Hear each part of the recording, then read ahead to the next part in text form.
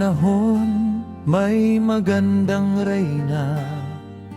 Ang kanyang pangalan ay Reyna Sima. Itong kutang bato pinamunuan niya. 600 siglo, napakatagal na.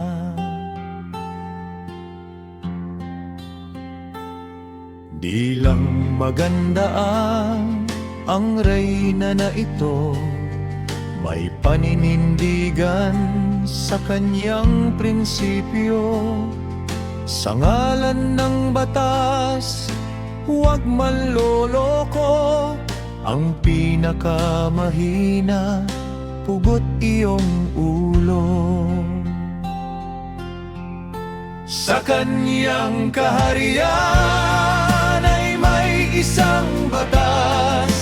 Bawal magnakaw, bawal mandugas. Kung hindi sa iyo, wag ng mga ahas. Na ito ay kunin parusang katapat. Nabalitaan nga ng mga Arabo, walang magnanakaw sa kuta na bato. Agad na dinala ang sako ng ginto sa isang lansangan, doon inihinto. Ngunit isang araw, prinsipeng lumabas. Natunghayan niya ang ginto na hiyas.